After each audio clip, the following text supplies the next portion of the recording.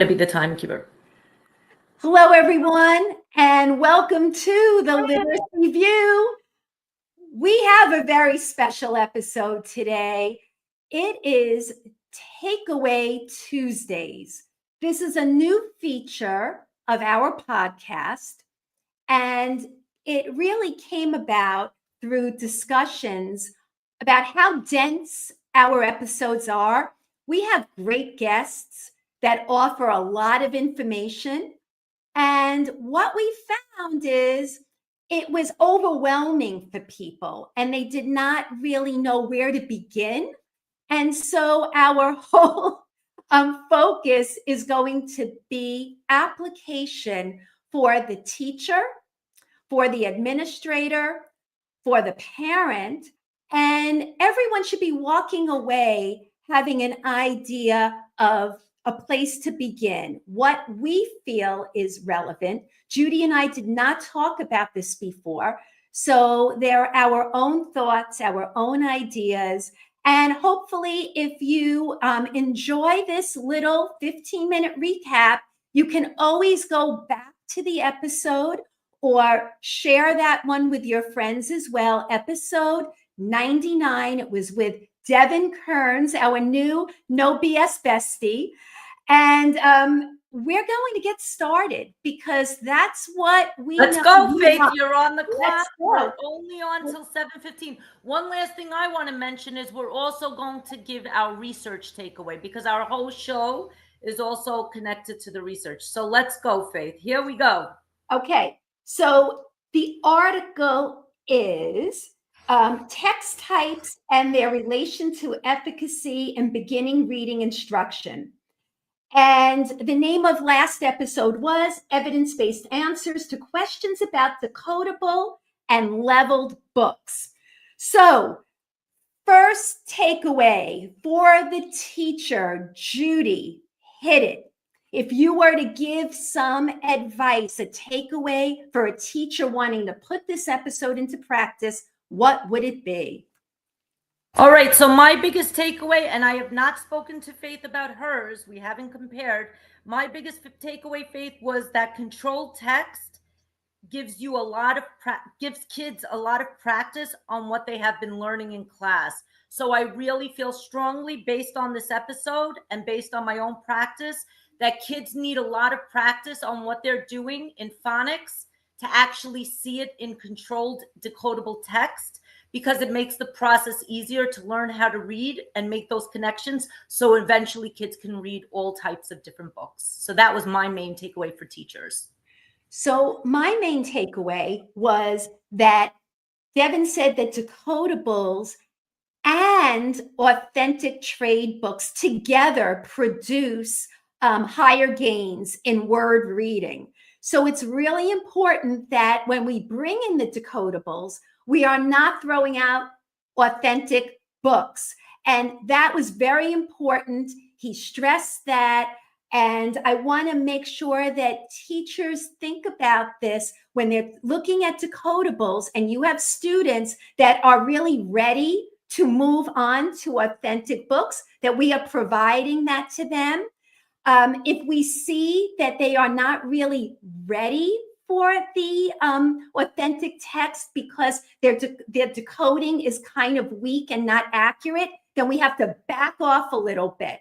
And he did say that because it's really hard for teachers to know that fine line. So that's what I took away, that we still have to provide both. They get more gains, but in doing so, we have to think about the kids. We have to really know them very well. That's how I looked at it. What do you think, Ju? Good? We're on the same page, Faith, and that's exactly today. I had the pleasure of working with a kid, and he worked on decodables, and I knew he was ready to go into a more authentic trade book because he was no longer guessing, and there he was. He was shining like a little star today, reading an authentic fairy tale, and it was magical because he was ready. But it's just like you said, pull, try it, see what the kid is doing. If you have to take a step back, go step back, but don't keep them in decodables forever. That's not the point. So let's move on, Faith. Okay, next one. The principal or the leader of a district needs to be able to take this research and utilize it too. What advice would you give to leadership after watching this episode? Wow, you're making me go first again? Go ahead. All right. So this is my advice to leadership. According to this episode, my learning was that the data on independent reading is not that strong. And reading level text during that time will not help support student learning on its own. If you're not in the classroom, right? In the classroom. Okay. In the classroom. So just like what Faith was saying before, the combination approach works best with students. Students need to be exposed to a variety of text. And if you're giving kids independent reading time, you have to be very intentional. Is it something that they've seen before and had practice on before? Is it something you've been working on maybe in your small group and now you gave it to that child? So you have to be very, very careful on what a kid's doing during independent reading, because for our earliest readers, the data is not that strong. It could be a big waste of their time if they're just reading something that they can't actually read. That was a big one. And I think that is a big one for leadership teams, especially right now. Data's pouring in and we need to know, what does small group instruction look like and what does independent practice look like while small group is taking place. So that was my big takeaway. So my big takeaway was that we have to have decodable libraries in school. So if you're a leader and you don't have decodable books for students to be able to get this practice, this necessary practice, then in your budget, you need to definitely account for that. And you have to be able to choose wisely, because not all decodables are built the same. You want to be able to really know what you're looking at. And the other piece of this is that leaders need to know that the F&P benchmark assessment tool is not accurate. Devin said that in the episode. And so it becomes a real waste of time if teachers are spending weeks on this assessment. So I would think for a principal, ordering decodables, getting rid of an assessment that is not accurate would be my takeaway. What do you think? I think you're on the money with that one, Faith. All right, we're rolling here, babes. Let's go. Wow, this is a true test.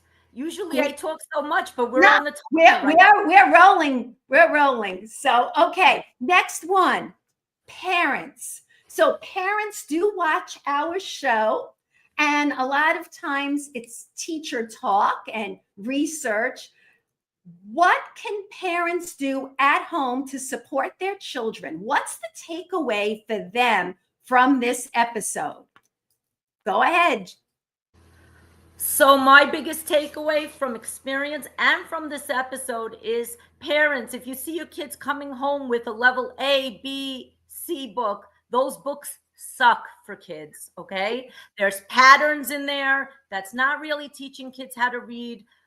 Parents, start looking for decodables in your kids' book bags. And if you're not seeing that for your earliest readers, please request from the teachers that you start getting materials that match your scope and sequence in phonics. So like if the kids are working on CVC words in phonics and you have an early reader, those are the kind of books you might want to see for your child at home. What else did I write? ABC books suck.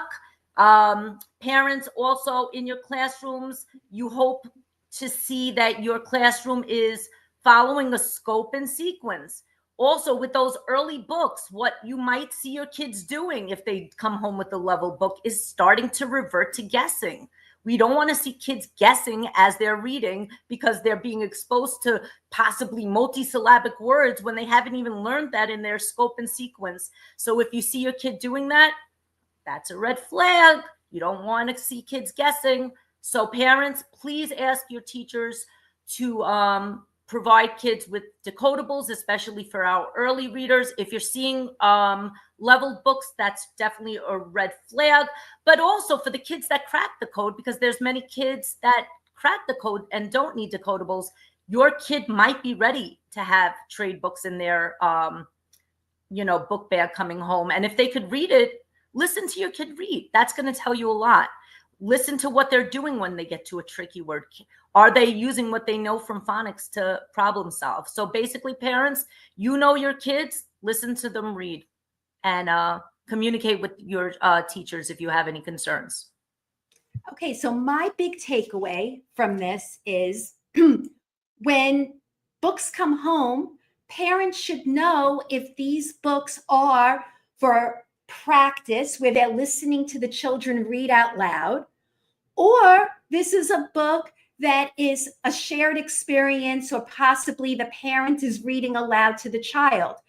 Parents, decodables are meant for the children to read, not for you to read. So if the teacher is sending home a decodable, it is for the child to be doing the reading and practicing.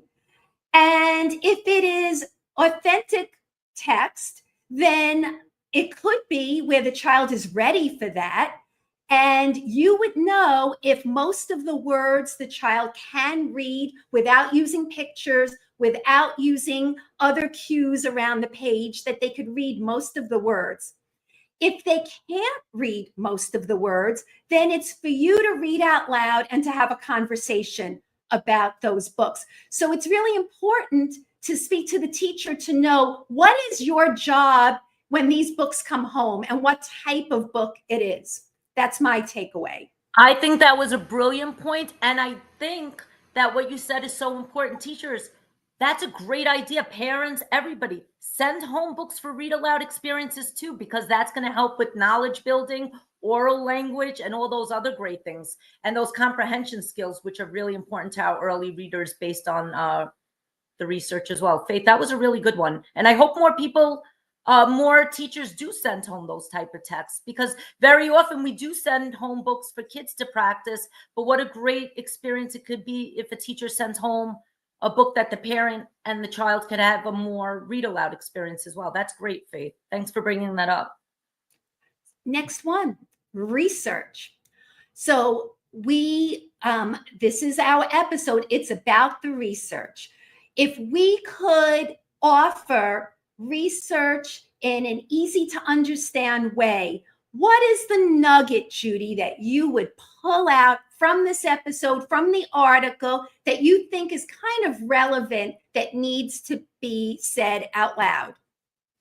So my biggest takeaway based on the research from this episode was that no research actually promotes the benefit of pairing texts.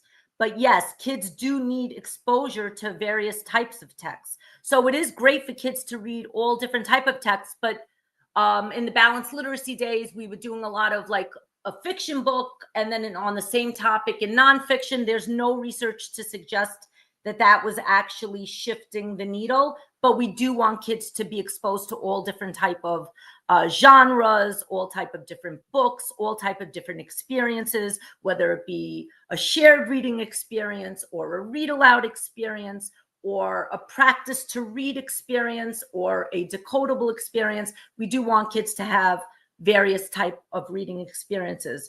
Another piece of research that's connected, that once again, the data on independent reading is not so strong. So make sure that you are intentional with what kids are reading and what the purpose of what they're reading is for. Is it for independent practice? Is it a familiar text that I read in small group and now I want kids to practice with it? What are they reading? Or are they just reading for joy at that moment and looking at a picture book? So let's be intentional. That was my biggest takeaway. So my biggest takeaway was the term set for variability. And that was something that Devin stressed, because since both decodables and trade books produce the largest gains, the reason that we need to expose them to something that's not 100% decodable is they have to be able to test whether they can transfer their understanding. And he talked about these small approximations, such as if the child is sounding out the word fan. If you sound it out, it's going to be fan. We don't say fan. right? We say fan. And so they have to be able to make those little adjustments as they read. And the only way they're going to do that is if they are challenged with something that they're able to apply the skills that they are learning. So what is set for variability? I could tell you that Marnie Ginsburg describes it, and I love this definition, mispronunciation correction.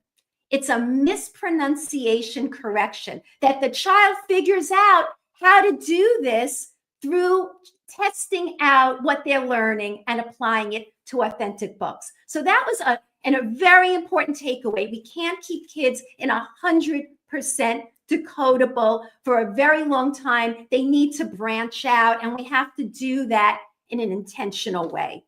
So last bit, we talked about student outcomes, right? So from all of this, what can we hope for our students? Like, what should teachers look for if they're doing some of these things? Or what should parents look for if they are doing the read alouds with their children or being a listener for decodables?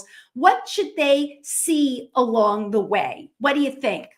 So my biggest thing for students is seeing that students are making those connections on, I'm seeing something in isolation, right? I might be able to read a word list and do it well. Can I now take that information and actually apply that information into actual text, whether it be a decodable or authentic text? Am I making those same connections? I saw a glued sound, like maybe ang, on my word list. Now I'm seeing the word bang in a book. Can I see that word part? Can I decode through the word? I think the application piece is key. And I think that transference doesn't just happen through the power of osmosis. Sometimes we have to be that bridge as teachers to make sure that students make those connections. We make those connections as adults, but for kids, sometimes it takes time. So we have to help kids do that so it becomes an automatic process, because that's a closer level towards getting independent. And that's it. We're at 17 minutes and 25 seconds. So we're almost wrapping up now. Faith. Yeah, we are wrapping up. So as far as student outcomes, I would hope that everybody values accurate reading. And so we want kids to be extremely accurate. But at the same time, we still have to provide other types of books and push them to use their skills. So if I'm a teacher and I'm trying to figure out, do I move kids from decodables into authentic books? How do I do this?